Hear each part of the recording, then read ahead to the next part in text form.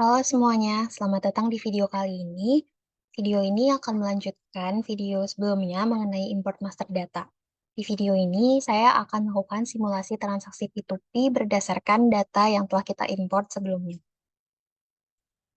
Nah, di sini mungkin kita review terlebih dahulu proses dari P2P atau Procure to Pay, yaitu mulai dari pembuatan RFQ, kemudian purchase order atau PO, kemudian receiving, lalu vendor bill atau invoice, dan juga payment.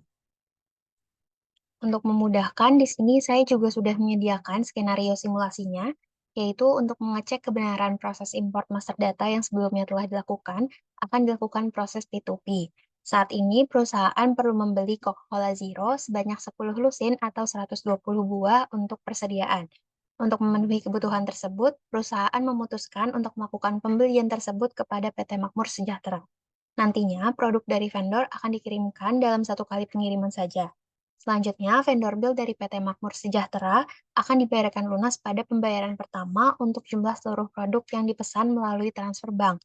Dalam skenario ini, kita akan memiliki 3 user untuk 3 bagian yang berbeda, yaitu Abdul Accounting untuk bagian keuangan dan akuntansi, Lila Purchase untuk bagian pembelian, dan Wawan Warehouse untuk bagian penerimaan atau receiving. Nah, langsung saja kita coba buka Odoo. Di sini pertama saya sudah login sebagai admin, dan di sini juga saya sudah menginstal modul-modul yang akan kita perlukan ke depannya, seperti accounting, inventory, dan juga purchase. Dan kemudian di sini di bagian settings, di bagian users and companies, di sini saya juga sudah membuat 3 user sesuai dengan skenario kita tadi, yaitu ada Abdul Accounting, Lila Purchase, dan juga Wawan Warehouse. Di sini yang terpenting yaitu bagian accounting, jadi kita set accountant di bagian accounting, kemudian untuk purchase yaitu administrator di bagian purchase, dan yang terakhir yaitu warehouse. Jadi kita set administrator di bagian inventory. Lalu kemudian kita juga perlu ke bagian accounting. Kemudian kita pergi ke bagian configuration dan journals.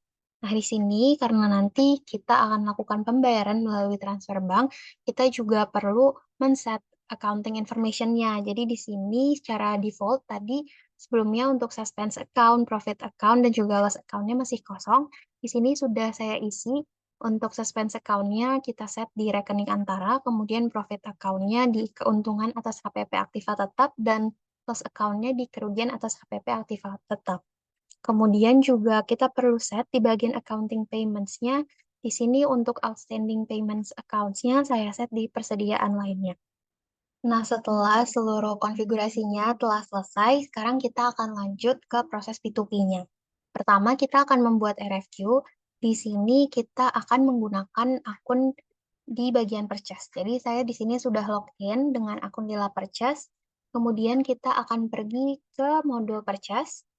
Nah, di sini kita akan membuat RFQ dengan mengklik new. Kemudian kita isi untuk vendornya sesuai dengan skenario, itu Makmur Sejahtera. Kemudian untuk produknya itu Coca-Cola Zero.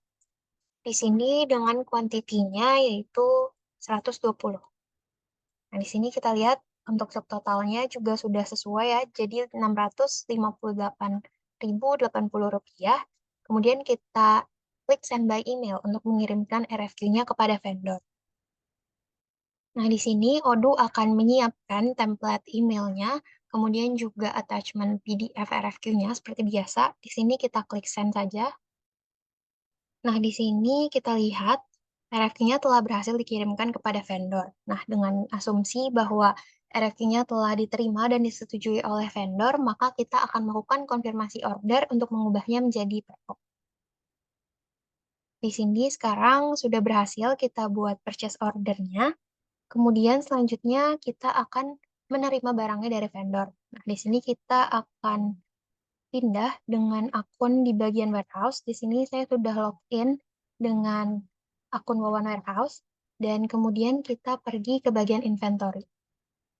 Nah, di sini di bagian receipt ada satu yang perlu diproses, yaitu yang tadi kita buat ya, dari vendor Makmur Sejahtera. Di sini kita buka. Kemudian di sini kita set quantities-nya dengan asumsi bahwa barang yang diterimanya itu sudah sesuai, kemudian kita akan klik validate.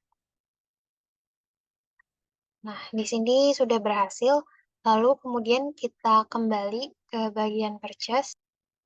Nah, di sini selanjutnya kita akan membuat vendor bill. Di sini kita klik create bill. Nah, di sini kita lihat bahwa vendor bill-nya sudah berhasil dibuat, draft vendor bill-nya. Nah, untuk mempost atau memverifikasi vendor bill-nya, kita perlu pergi ke akun accounting. Di sini saya sudah login sebagai Abdul Accounting. Lalu kemudian kita pergi ke bagian accounting. Kemudian kita pergi ke vendors dan bills. Nah, di sini sudah ada satu vendor bills. Kita coba buka. Di sini kita akan isi bill date-nya dengan hari ini saja. Kemudian selanjutnya kita akan klik confirm. Nah, di sini setelah kita klik confirm, kita asumsikan bahwa kita akan langsung melakukan pembayaran. Jadi kita klik register payment, kemudian di sini untuk jurnalnya bank, payment methodnya manual saja, dan sisanya kita biarkan default, lalu kita klik create payment. Nah, di sini sudah berhasil, statusnya sekarang sudah berubah dari not paid menjadi in payment. Kemudian di sini kita coba lihat di bagian journal entries, di accounting journal entries. Nah, di sini kita lihat bahwa sudah ada 3 journal entries yang terbentuk, yaitu mulai dari inventory valuation, kemudian vendor bills-nya, dan kemudian juga ada jurnal bank untuk pembayarannya. Nah, sekarang kita telah berhasil untuk melakukan simulasi transaksi P2P pada video import master data. Sekian video kali ini, semoga dapat membantu dan sampai jumpa di video selanjutnya.